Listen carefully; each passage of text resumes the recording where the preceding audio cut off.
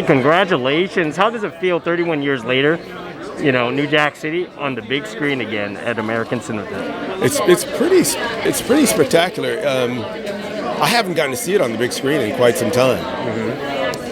It's you know, when you do something that sort of stands the test of time and becomes a classic, you feel lucky to be a part of it. You also feel a little surprised. I knew we had something powerful, but what I was most proud of was the fact that we had a film that at its core de-glamorized the heck out of crack. Had de-glamorized drugs. Of course, in a gangster film, you connect emotionally with the gangster, but I also wanted to make sure that you connected with the victim, or the crime would be victimless, that you connected with the cops, or you wouldn't see who's on the other side of the equation. So it was all about balance, and I love cinema where it's a great tennis match and each character has their own truth, and that you understand his truth and her truth, and those truths may be diametrically opposed, but you have the advantage through cinema of understanding both.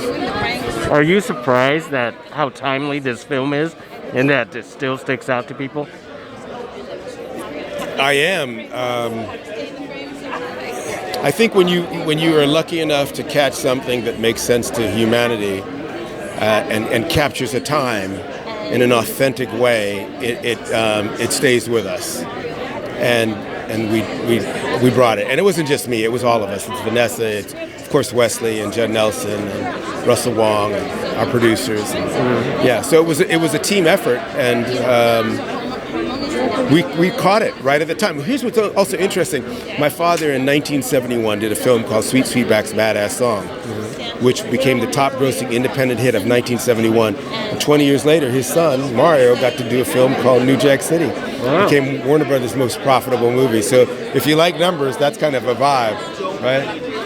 One more thing before I let you go. How has black cinema changed for you in the past 31 years? Oh, man. Good to see you, man. Hey, hi, nice to see you. It's so beautiful to see you. Congratulations. Thank you. I love this so much. I can't wait for you to see it. I'm good. I'm just... Go. Would you just water or anything? What do you think? Cool. You need anything? I'm good. Just hugs. Okay. Hugs and support. And did you meet Kip? Yeah, we'll take care of it. Don't worry about Okay. Sorry about that. I said real fast. So, how has black cinema for you has changed for the past 30 years? Because you're still directing. Yeah. I think we're seeing a lot of expansion into television. I think my daughter is acting in a film in Atlanta. My son is doing Mayor of Kingston and Reginald the Vampire. I think there are more roles. I think we're still underrepresented in the filmmaking, television making side, and we're overrepresented in watching media side.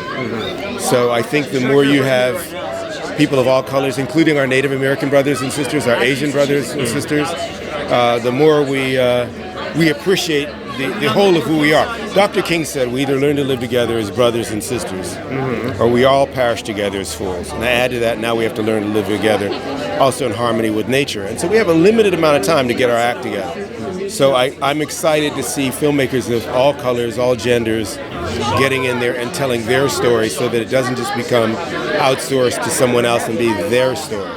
When I started, Karate Kid, we knew that was a martial art invented by the Japanese, the Asians, but the Karate Kid was not allowed to be Asian. We knew that heavyweight champs looked like Ali and Tyson, but Hollywood didn't make Rocky with them in mind. And so now we're becoming, I think, less of exotic backdrop and more a part of the American story. And I think that's a great thing. Well said, Mario. Thank you very much. Thank you, brother. Appreciate you having me out.